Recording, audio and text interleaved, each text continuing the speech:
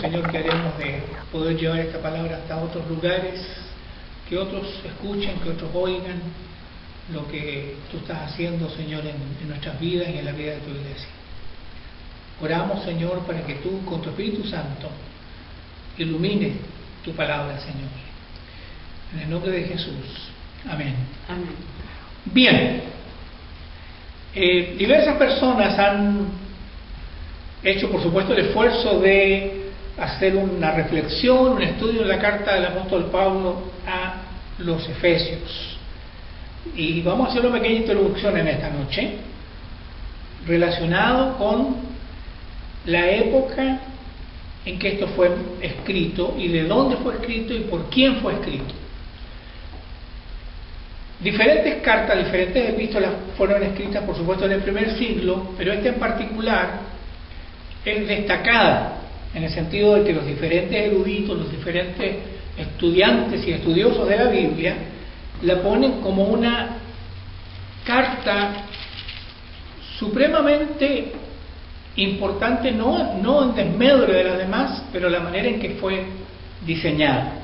Por ejemplo, es una carta que tiene una particularidad: no hay amonestación en ella, a diferencia de otras cartas donde el apóstol comienza identificando algunos males que tenía esa iglesia en particular. Una de las particularidades, la singularidad de esta carta es que no hay amonestación. El argumento que tienen algunos estudiosos de la Biblia es que es muy probable que haya sido una circular, o sea que es una carta que fue pasando de iglesia a iglesia, de ciudad en ciudad. Lo siguiente que tenemos que decir con respecto a esta carta es que es una de las carcelarias, o sea, el apóstol la escribe desde la prisión. Y lo siguiente que tenemos que agregar es que el tema es la exaltación de la iglesia, la gloria de la iglesia de nuestro Señor Jesucristo. Fue escrita más o menos en los años 60, estamos hablando como 25 o 30 años más tarde de la resurrección de nuestro Señor Jesucristo. Y es bien interesante porque nos vamos a detener en el capítulo 1, pero antes que nos detengamos en el capítulo 1, vamos a usar la estructura que en un momento dado usó Watchman Nee usó una estructura para el estudio y el análisis de esta carta. Y usó 3 palabras que nosotros vamos a usar durante nuestro estudio. Es sentados o siéntense, andad y estad firmes. ¿Pueden repetir conmigo? O sea, usando un lenguaje cotidiano, es siéntense, caminen y estén firmes. Toda la estructura, los 6 capítulos de la carta están orientados a estas 3 palabras. Vamos a ver lo que dice el capítulo 1 para detenernos en lo que significa esta expresión sentados o siéntense. Dice Pablo, apóstol de Jesucristo por voluntad de Dios, a los santos y fieles en Cristo Jesús que están en Éfeso. Gracia y paz a vosotros de Dios nuestro Padre y del Señor Jesucristo. Luego empieza con las primeras afirmaciones con respecto a la iglesia del Señor. Dice: bendito sea el Dios y Padre de nuestro Señor Jesucristo, que nos bendijo con toda bendición espiritual en los lugares celestiales en Cristo, según nos escogió en Él antes de la fundación del mundo, para que fuésemos santos y sin mancha delante de Él, en amor, habiéndonos predestinado para ser adoptados hijos suyos por medio de Jesucristo, según el puro afecto de su voluntad, para alabanza de la gloria de su gracia, con la cual nos hizo aceptos en el amado, en quien tenemos redención por su sangre, el perdón de pecados según la riqueza de su gracia, que hizo sobreabundar para con nosotros en toda sabiduría e inteligencia, dándonos a conocer el misterio de su voluntad según su beneplácito, el cual se había propuesto en sí mismo, de reunir todas las cosas en Cristo en la dispensación del cumplimiento de los tiempos, así las que están en los cielos como las que están en la tierra. En Él, asimismo, tuvimos herencia, habiendo sido predestinados conforme al propósito del que hace todas las cosas según el designio de su voluntad, a fin de que seamos para alabanza de su gloria, nosotros los que primeramente esperábamos en Cristo. En Él también vosotros, habiendo oído la palabra de verdad, el evangelio de vuestra salvación, y habiendo creído en Él, fuisteis sellados con el Espíritu Santo de la promesa, que es las arras de nuestra herencia hasta la redención y la posesión adquirida para alabanza de su gloria.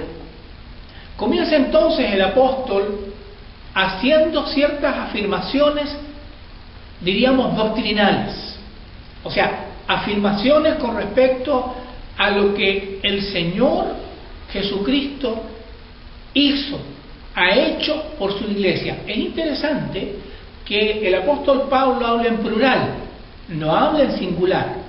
Está hablando de que toda la iglesia es partícipe de estas bendiciones que son destacadas aquí.